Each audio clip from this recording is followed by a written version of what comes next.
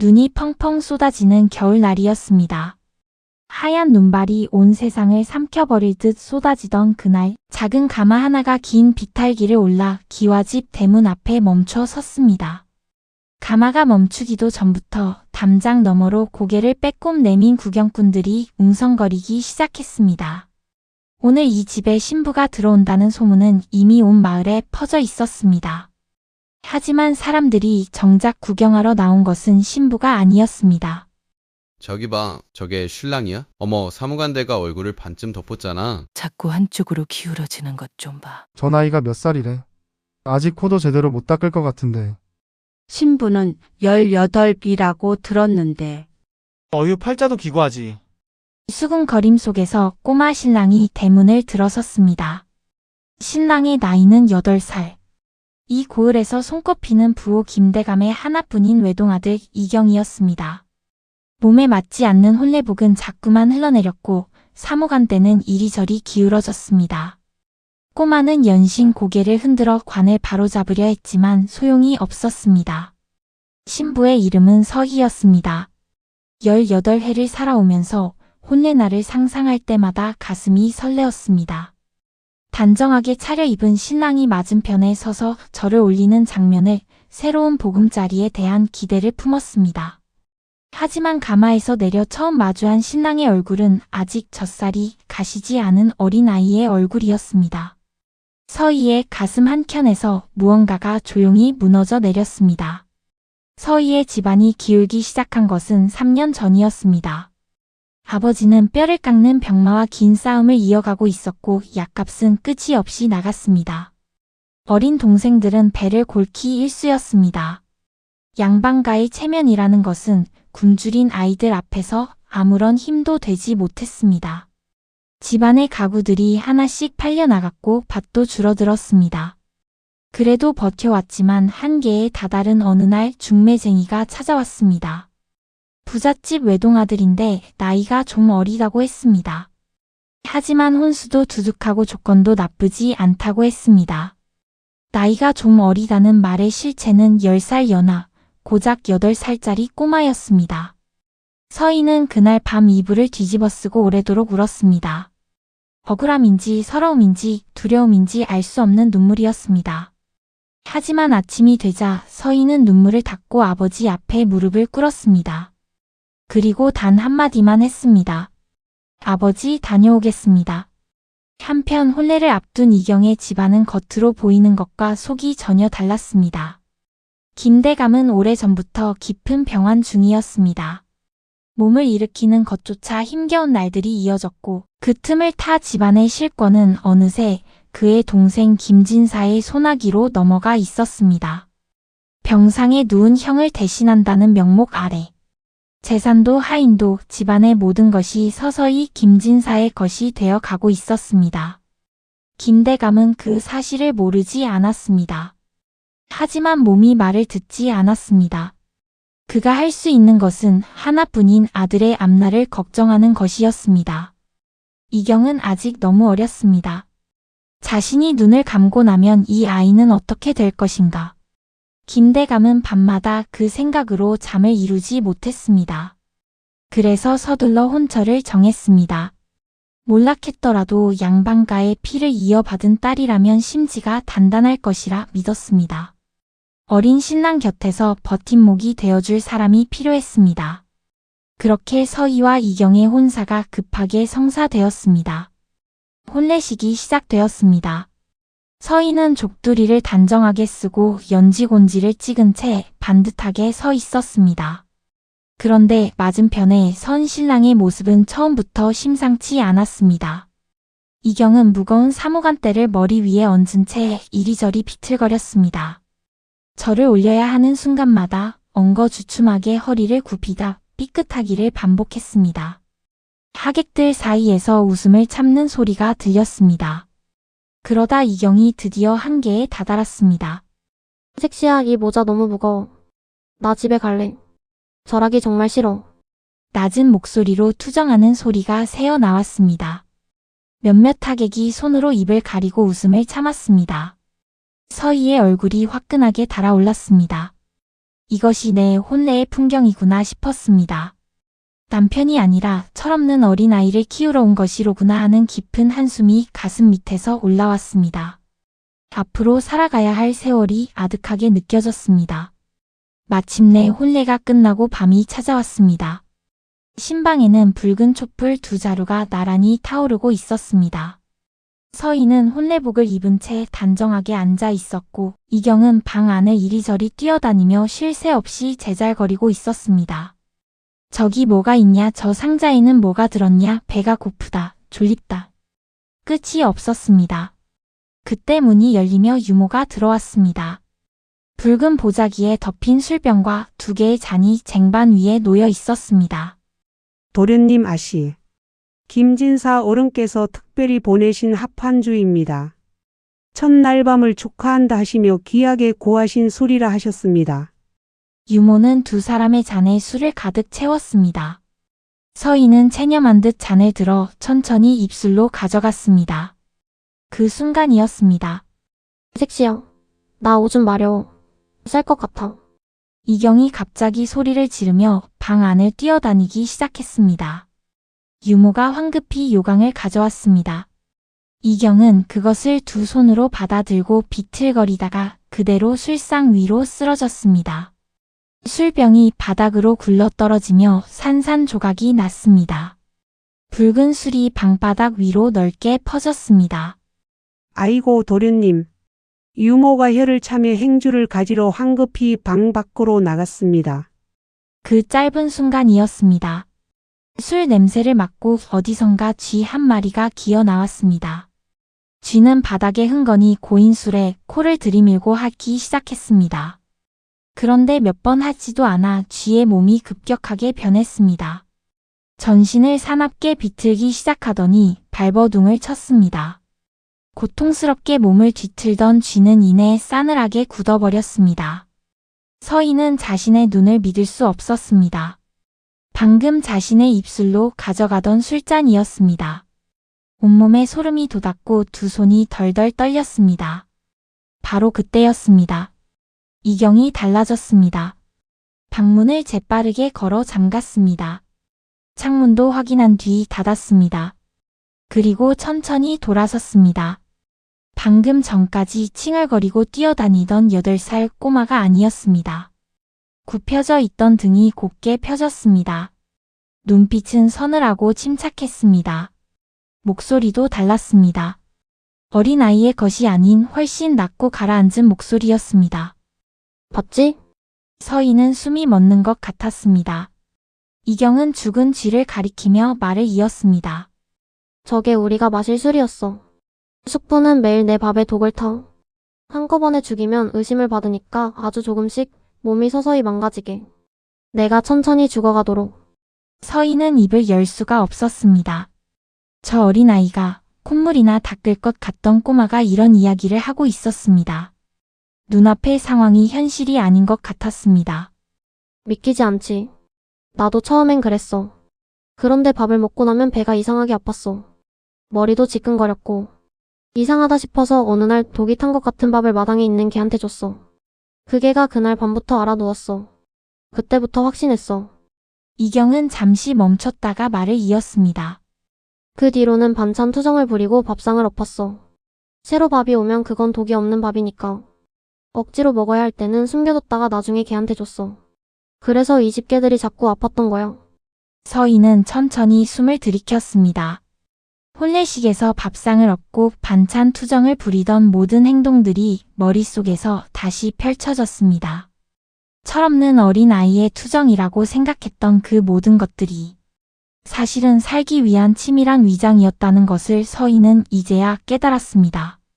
이경이 서희 앞으로 다가와 2 손을 조심스럽게 잡았습니다. 아버지는 병상에 누워 계셔서 이미 눈과 귀가 막히셨어. 증거도 없이 8살짜리가 소리를 질러봤자. 누가 믿어줘? 숙부는 내가 멍청이라고 믿기 때문에 지금까지 살려두는 거야. 그게 내가 살아있는 이유야. 이경의 눈이 서희를 똑바로 바라보았습니다. 우리가 살 길은 단 하나야. 완벽하게 속이고 확실한 증거를 모으는 것. 그러니까 나를 도와줘. 그래야 너도 살아. 촛불이 흔들렸습니다. 서희는 이 아이의 눈을 한참 들여다보았습니다. 어린 아이의 눈이 아니었습니다. 두려움과 비장함이 뒤섞인 살고자 하는 간절함이 가득한 눈이었습니다. 이 아이는 얼마나 오랫동안 이 무게를 혼자 짊어지고 있었을까요? 얼마나 외로웠을까요? 서희는 천천히 고개를 끄덕였습니다. 그날 밤 두 사람은 맹세를 나눴습니다. 살기 위한 공범이 되기로. 세상 앞에서는 완벽한 바보 부부가 되기로. 이경은 서희의 손바닥을 펼치고 손가락으로 글자 하나를 또렷하게 써 내려갔습니다. 눈목자였습니다. 낮에는 절대 눈빛이 달라지면 안 돼. 유모 앞에서는 나한테 핀잔도 주고 구박도 해. 뇌물 단지 취급을 해야 해. 그래야 저놈들이 방심해. 그리고 내가 기침을 2번 하면 그게 위험하다는 신호야. 그 신호가 오면 무조건 피해. 알겠지? 서희는 손바닥에 남아있는 온기를 느끼며 고개를 끄덕였습니다. 다음 날부터 두 사람의 연기가 시작되었습니다. 이경은 여전히 집 안 곳곳을 뛰어다니며 소란을 피웠고 밥상에서 반찬 투정을 부렸습니다. 서희는 그런 이경에게 한숨을 내쉬고 잔소리를 늘어놓았습니다. 지친 척, 체념한 척. 두 사람의 연기는 완벽했습니다. 유모는 흐뭇한 표정으로 두 사람의 모습을 지켜보았고 그 보고가 날마다 김진사에게 올라갔습니다. 이상한 것은 없다고.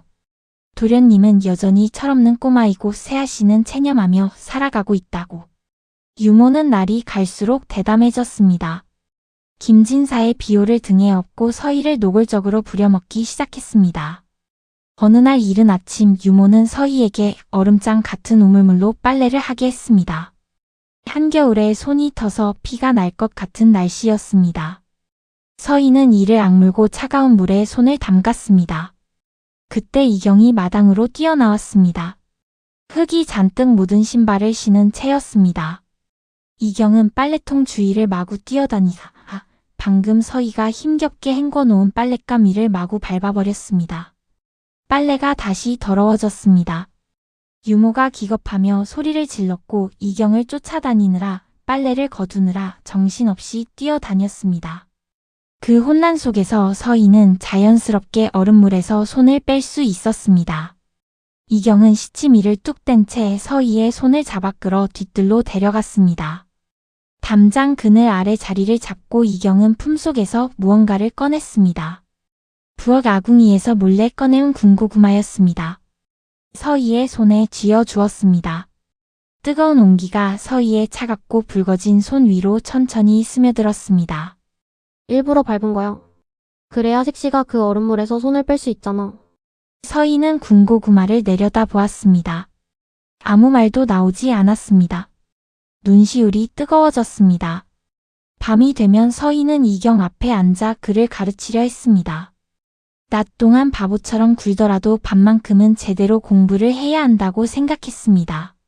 그런데 이경은 진지하게 임하지 않았습니다. 먹을 엉뚱한 곳에 묻혀 웃기게 만들고 붓으로 서희의 코끝을 슬쩍 건드리며 장난만 쳤습니다. 서희가 열심히 설명하는 사이에 졸린 척 드러눕기도 했습니다. 서희는 답답함이 극에 달해 결국 눈시울이 붉어지고 말았습니다. 이경이 웃음을 뚝 멈추었습니다. 장난기 가득하던 눈빛이 조용해졌습니다. 잠시 후 이경이 말했습니다.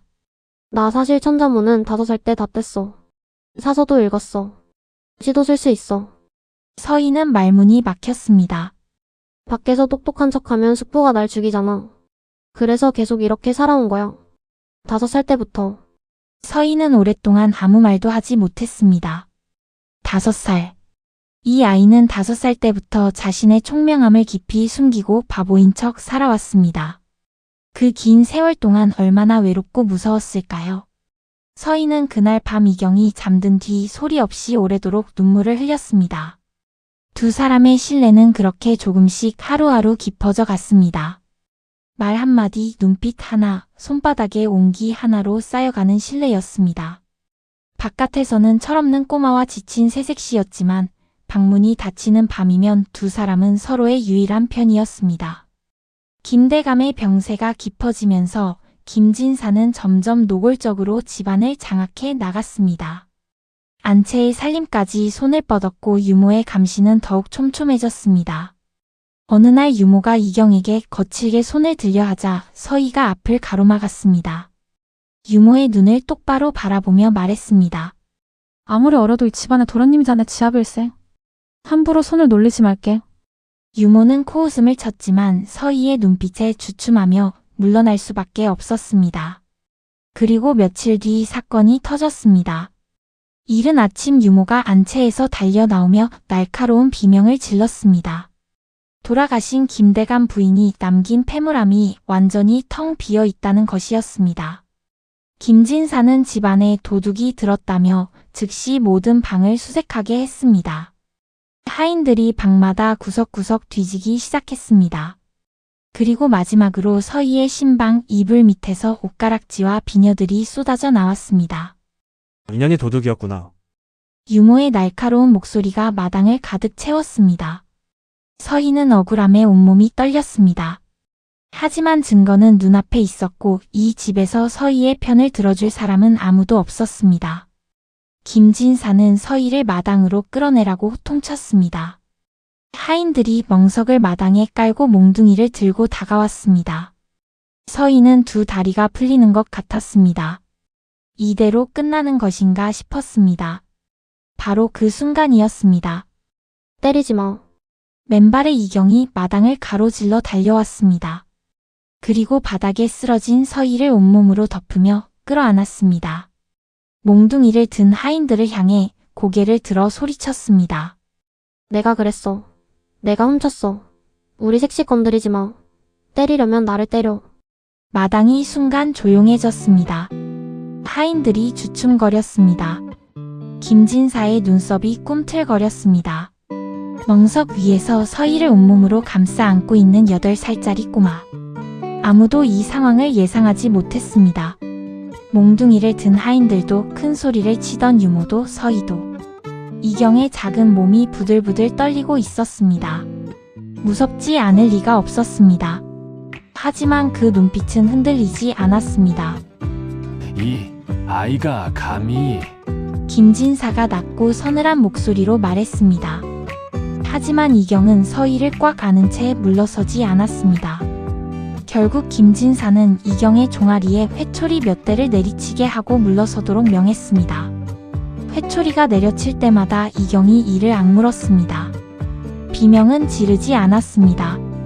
방으로 돌아온 뒤 서희는 이경의 종아리를 살폈습니다. 피가 맺혀 있었습니다.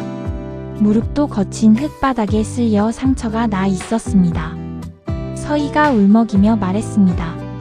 서방님 귀한 몸이 저 때문에 이렇게 되었습니다. 차라리 제가 맞는 것이 나았습니다. 왜 그러셨습니까? 이경은 눈물이 범벅된 얼굴로 서희를 바라보았습니다.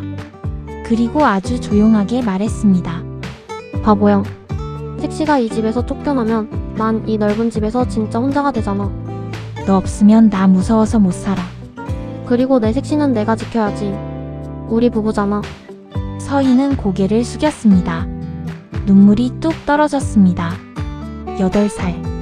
아직 세상 물정을 모를 나이라고 생각했던 이 아이가 이미 자신보다 훨씬 단단한 곳에 서 있었습니다. 이경이 품속에서 꼬깃꼬깃하게 여러 번 접힌 종이 한 장을 꺼냈습니다. 서희 앞에 펼쳐 보였습니다. 거기에는 뿔이 잔뜩 난 도깨비처럼 그려진 숙부의 얼굴과 입이 삐죽 튀어나온 유모의 얼굴이 가득 그려져 있었습니다.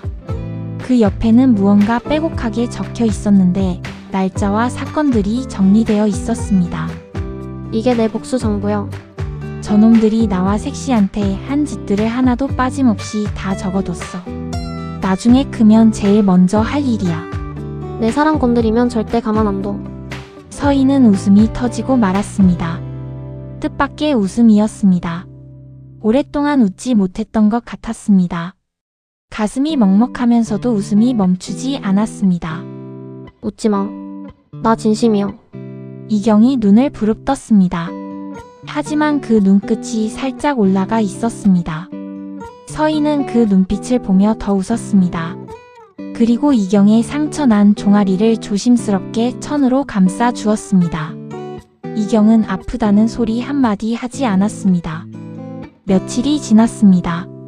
마당에서 김진사가 서희를 불러 세우고 날이 선 말들을 늘어놓기 시작했습니다. 몰락한 집안의 딸이 분수를 알아야 한다는 둥, 여기서 쫓겨나면 갈 곳도 없을 것이라는 둥. 서희는 고개를 숙인 채 이를 악물었습니다. 마당 한편에서 흙장난을 하던 이경은 그 광경을 바라보았습니다. 눈빛이 서늘하게 가라앉았습니다.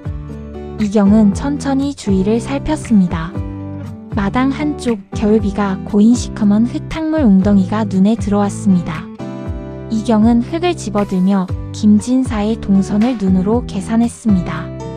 김진사가 서희에게 마지막 말을 내뱉고 몸을 돌려 걷기 시작하는 순간 이경은 달려들며 일부러 발을 걸어 넘어졌습니다. 그 방향이 흙탕물 웅덩이 바로 옆이었습니다. 이경의 몸이 쓰러지며 웅덩이를 손으로 짚었고 검은 물이 사방으로 세차게 튀었습니다. 김진사의 비단 도포 앞석과 얼굴에 흙탕물이 사정없이 튀어올랐습니다. 아이고, 유모가 달려왔고 김진사는 버럭 소리를 질러댔습니다. 이경은 바닥에 쓰러진 채 엉엉 우는 척했습니다. 단 잠깐 서희를 향해 눈길을 보냈습니다. 그 눈빛은 단 한 가지 말을 하고 있었습니다. 한 번만 더 내 색시 건드려봐. 김진사는 그 눈빛을 보았습니다. 그리고 알 수 없는 서늘함이 등줄기를 타고 흘렀습니다. 8살짜리 아이의 눈빛이 아니었습니다. 김진사는 처음으로 이 아이에게서 공포를 느끼며 뒷걸음질 쳤습니다. 가을이 깊어가면서 김대감의 숨소리는 점점 가늘어졌습니다. 그리고 어느 아침 김대감은 조용히 눈을 감았습니다. 집안에 곡소리가 가득했지만 서희는 이것이 가장 위험한 순간임을 직감했습니다. 이경을 이 세상에서 아버지라고 부를 사람이 사라진 것이었습니다. 이제 이경을 보호해줄 사람은 세상에 단 한 명도 남지 않았습니다. 예상대로였습니다. 장례가 채 끝나기도 전에 김진사는 빠르게 움직였습니다. 조카가 아비를 잃은 충격으로 실성하여 집안을 어지럽힌다는 명분을 내세웠습니다. 이경과 서희를 별채 뒤편 광에 가두도록 명하고 하인들이 밖에서 못을 박아 문을 걸어 잠갔습니다. 묵은 먼지와 곰팡이 냄새가 코를 찌르는 어둡고 좁은 공간이었습니다. 창문도 없었습니다. 빛 한 줄기 들어오지 않았습니다. 서희는 벽에 등을 기댔습니다. 이제 어떻게 되는 걸까? 이 안에서 굶어 죽게 두려는 것인가? 암담함이 온몸을 짓눌렀습니다. 그런데 이경은 당황하지 않았습니다. 오히려 침착하게 광 구석으로 향했습니다. 악취 나는 집더미와 깨진 항아리들을 하나씩 치우기 시작했습니다. 한참을 뒤적이자 벽 아래쪽에 좁은 구멍이 드러났습니다. 어른은 통과하기 어렵지만 아이라면 겨우 빠져나갈 수 있는 크기였습니다. 밖으로 통하는 구멍이었습니다. 내 비밀 기지요. 이경이 나지막한 목소리로 말했습니다. 지난 몇 달 동안 숟가락으로 조금씩 팠어. 수프가 날 더럽다며 벌로 이 광에 가두는 날이 가끔 있었거든. 그때마다 혼자서 조금씩 팠어. 아주 조금씩. 티가 나면 안 되니까. 이경은 구멍 주위를 손으로 쓰다듬으며 말을 이었습니다. 숙부는 의심이 많지만 결벽증도 심해. 더러운 건 쳐다보지도 않아. 그래서 내가 이 광 안에서 일부러 진흙탕 개처럼 뒹굴고 더럽게 놀았어. 냄새도 나게 했어. 덕분에 숙부도 유모도 이 광만큼은 절대 들어오지 않게 됐어. 이 집에서 유일하게 아무도 감시하지 않는 곳이 된 거야. 서희는 말없이 그 구멍을 바라보았습니다. 이 아이가 혼자 이 어둡고 냄새나는 광 안에서 숟가락 하나로 조금씩 흙을 파냈을 그 시간들이 눈앞에 그려졌습니다. 얼마나 외롭고 무서웠을까요? 그래도 포기하지 않았던 것이었습니다. 이경은 구멍 바닥에 흙을 더 파헤쳤습니다. 낡은 보자기 하나가 모습을 드러냈습니다. 이경은 서희의 손을 잡고 보자기를 천천히 열었습니다. 이 안에 든 것들이 우리를 죽이려 했던 흉기야. 하지만 이제부터는 우리를 살려줄 동아줄이 될 거야. 보자기 안에는 3가지가 들어 있었습니다. 말라 비틀어진 독초 찌꺼기, 김진사의 필체로 조카를 조용히 처리하라고 적힌 구겨진 밀서들, 그리고 집안 재산을 빼돌린 내역이 꼼꼼하게 적힌 이중장부였습니다. 이걸 어떻게 모은 거야? 서희가 낮게 물었습니다. 숙부방에서 곶감을 훔쳐먹는 척, 바보짓을 하는 척, 6달 동안 하나씩 모았어. 언젠가는 반드시 이날이 올 거라는 걸 알고 있었으니까 그날을 위해 준비한 거야. 서희는 오랫동안 이경을 바라보았습니다. 말이 나오지 않았습니다. 이 어린 신랑이 혼례식 훨씬 전부터 아무도 믿지 못하는 긴 시간 동안 혼자서 이 모든 것을 준비해왔다는 것이 믿기지 않았습니다. 두려움 속에서도 고독 속에서도 포기하지 않았다는 것이. 두 사람은 보자기를 품 안에 나눠 넣었습니다. 이경이 먼저 개구멍으로 몸을 밀어 넣었고 서희가 뒤를 따랐습니다. 밖에는 깊은 밤의 어둠이 깔려 있었습니다. 별빛도 없는 밤이었습니다. 서희는 이경을 등에 업었습니다. 그리고 맨발로 상기를 뛰기 시작했습니다. 돌부리에 발바닥이 찢겼습니다. 나뭇가지가 얼굴을 긁었습니다. 어둠 속에서 길을 잃을 뻔도 했습니다. 그래도 멈출 수 없었습니다. 이경은 서희의 등에 엎여 아무 말도 하지 않았습니다. 단단히 서희를 붙잡고 있었습니다. 새벽빛이 하늘 끝을 물들이기 시작할 무렵 두 사람은 관아 앞에 도착했습니다. 서희의 발은 피투성이었습니다. 포졸들이 막아섰습니다. 그 순간 뒤에서 말발굽 소리가 요란하게 울렸습니다. 김진사가 하인들을 이끌고 달려온 것이었습니다. 두 사람을 포위하듯 에워쌌습니다. 김진사는 포졸들에게 점잖게 말했습니다.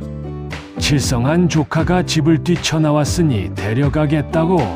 어린아이가 철없이 설친 것이니 용서해달라고. 그의 목소리는 침착했습니다. 오랫동안 이런 상황을 대비해온 사람의 여유였습니다. 소란이 커지자 사또가 관아 안에서 모습을 드러냈습니다. 주위가 일순간 조용해졌습니다. 이경이 하인들의 손을 힘껏 뿌리쳤습니다. 그리고 사또 앞으로 걸어 나갔습니다. 천천히 그러나 흔들림 없이. 등이 곧게 펴졌습니다. 고개가 들렸습니다. 주위의 시선들이 이경에게 쏠렸습니다. 이경이 입을 열었습니다. 목소리는 낮고 침착했습니다. 한자 한자가 또렷하고 분명했습니다. 8살 아이의 목소리가 아니었습니다. 그 자리에 있던 모든 사람이 숨을 멈췄습니다. 신체발부 수지부모라 하였거늘 조카의 밥에 독을 넣어 부모가 주신 몸을 상하게 한 것이 사람이 할 짓입니까? 저자는 죽은 제 아버님의 친동생이자 저의 하나뿐인 숙부입니다. 어찌 피를 나눈 혈육 형의 유일한 핏줄을 죽이고 그 재산을 탐한단 말입니까? 저자가 짐승만도 못한 짓을 저질렀는데 어찌 저에게 조카의 도리를 바라십니까? 주위가 쥐 죽은 듯 고요해졌습니다. 포졸들도 하인들도 새벽길에 나온 마을 사람들도 모두 굳어 있었습니다. 방금 저 말을 한 것이 진짜 8살 아이냐는 눈빛들이 교차했습니다. 바보라고 실성했다고 수군거리던 사람들이 입을 다물지 못했습니다. 이경은 품속에서 낡은 보자기를 꺼내 사또의 발치에 정중하게 내려놓았습니다. 여기 증거가 다 있습니다. 제 아버지를 병들게 하고 저를 독살하려 한 독초와 집안 재산을 빼돌린 이중장부입니다. 첫날 밤 합판주에 독이 들어있어 쥐 한 마리가 죽었습니다. 유모가 폐물을 훔쳐 제 아내에게 누명을 씌웠습니다. 모두 이 자리에서 밝힙니다. 보자기가 열렸습니다. 독초 찌꺼기가 쏟아졌습니다. 김진사의 필체가 뚜렷한 밀서들이 펼쳐졌습니다. 이중장부의 내용이 드러났습니다. 사또의 표정이 굳어졌습니다. 김진사의 안색이 하얗게 질렸습니다. 부정할 수 없는 증거들이었습니다. 사또는 즉시 김진사를 포박하도록 명했습니다. 곤장 50대가 내려졌습니다. 곤장이 끝나자 김진사는 제대로 서지도 못했습니다. 관복이 벗겨지고 관아 밖으로 내쫓기자 새벽부터 모여든 마을 사람들이 저마다 소리쳤습니다. 유모는 관비로 삼아졌고 가문의 재산은 정당한 상속자인 이경에게 돌아갔습니다. 집안에 평화가 찾아왔습니다. 하지만 이경은 오래 머뭇거리지 않았습니다. 한 달도 채 지나지 않아 어느 저녁 이경이 서희를 불러 마주 앉았습니다. 그리고 말했습니다. 나 한양으로 가려 해. 서희가 눈을 들었습니다. 지금의 나는 너무 어려. 힘이 없어. 힘이 없으면 언제든 또 이런 일이 생길 수 있어. 진짜 힘을 길러와야 해. 과거에 급제하고 세상의 이름을 알릴 거야. 그래야 너를 진짜로 지킬 수 있으니까. 서희는 말없이 이경을 바라보았습니다. 이 어린 신랑은 이미 그 다음을 생각하고 있었습니다. 이제 겨우 안전해졌는데, 이제 겨우 숨을 쉴 수 있게 되었는데, 그는 이미 더 멀리 보고 있었습니다. 집안의 모든 권한은 색시한테 맡게. 나 없는 동안 잘 부탁해. 이경은 잠시 멈추었다가 덧붙였습니다. 그리고 내가 돌아올 때는 색시가 나를 올려다보게 될 거야. 지금처럼 내가 올려다보는 게 아니라. 서희는 그 말에 웃음이 났습니다. 이경도 웃었습니다. 그 웃음 속에 약속이 담겼습니다. 말로 하지 않아도 서로가 알고 있는 약속이었습니다. 세월이 흘렀습니다. 10년이라는 시간은 모든 것을 바꾸어 놓았습니다. 앳된 새색시였던 서희는 어느덧 깊이 있고 단아한 여인이 되어 있었습니다. 그녀는 몰락 직전이었던 가문을 마을 최고의 부호로 다시 일으켜 세웠습니다. 쉬운 일이 아니었습니다. 비가 오나 눈이 오나 늦은 밤까지 주판을 튕기고 붓을 잡았습니다. 수작인들의 이름을 하나하나 외웠고 장터에 직접 나가 거래를 텄습니다. 처음에는 어린 과부라며 얕보는 상인들도 많았습니다. 하지만 서희는 물러서지 않았습니다. 한 번, 두 번 거래가 쌓일수록 신뢰도 쌓였습니다. 그렇게 10년이 지났습니다. 고운 손가락 마디는 굵어지고 굳은 살이 박였습니다. 하지만 서희는 그것을 부끄럽게 여기지 않았습니다. 이경과의 약속을 지키기 위한 영광스러운 훈장이라고 생각했습니다. 밤이 되면 서희는 이경이 보내온 서신들을 꺼내 읽었습니다. 10년치의 편지가 쌓여 있었습니다. 처음에는 삐뚤빼뚤한 글씨에 어린 티가 가득했습니다. 오늘 스승님한테 혼났다는 이야기, 한양시장에서 신기한 것을 보았다는 이야기, 밥이 맛없다는 이야기. 그것이 점점 정돈된 글씨로 바뀌었고 말하는 것들도 달라졌습니다. 학문 이야기, 세상 돌아가는 이야기, 언젠가 돌아가겠다는 이야기. 세월이 더 지나자 편지의 글씨는 힘있고 유려한 명필이 되어 있었고 그 안에서는 어린 시절의 흔적을 찾기 어려웠습니다. 서희는 편지들을 읽으며 이경이 잘하는 소리를 들었습니다. 어느 봄날 이른 아침 급보가 날아들었습니다. 이경이 소가의 우수한 성적으로 급제하여 생원이 되었다는 소식이었습니다. 서희는 마당으로 나가 하늘을 올려다보았습니다. 눈가가 뜨거워졌습니다. 오래도록 하늘을 바라보다가 방으로 들어와 이경의 마지막 편지를 꺼내 읽었습니다. 약속을 지키러 갑니다. 매화 피기 전에 도착할 것입니다. 서희는 그 편지를 가슴에 꼭 안았습니다. 10년의 기다림이 끝났습니다. 봄날 아침이었습니다. 마당의 매화나무에 하얀 꽃들이 소복이 피어 있었습니다. 서희는 마당에 나와 매화를 바라보고 있었습니다. 그때 대문 쪽에서 인기척이 들렸습니다. 서희가 고개를 돌렸습니다. 갓을 쓰고 도포를 휘날리는 훤칠한 사내가 천천히 걸어오고 있었습니다. 키가 크고 어깨가 넓었습니다. 걸음걸이는 단단하고 여유로웠습니다. 서희는 고개를 들어 그 사내를 올려다봐야 했습니다. 올려다봐야 했습니다. 10년 전 서희의 무릎팍에도 오지 않던 꼬마가 이제는 서희가 올려다봐야 하는 사람이 되어 돌아왔습니다. 이경이었습니다. 이경은 천천히 걸어와 서희 앞에 멈춰 섰습니다. 두 사람은 한동안 말없이 서로를 바라보았습니다. 바람이 불었고 매화 꽃잎이 두 사람 사이를 천천히 날아갔습니다. 이경이 손을 내밀었습니다. 서희의 두 손을 조심스럽게 감쌌습니다. 주판을 튕기고 붓을 잡느라 굵어진 손가락 마디를 박인 굳은 살을 손가락으로 천천히 어루만졌습니다. 오래도록 그 손을 바라보았습니다. 부인, 많이 기다리셨습니까? 낮고 깊은 목소리였습니다. 서희의 눈가가 붉어졌습니다.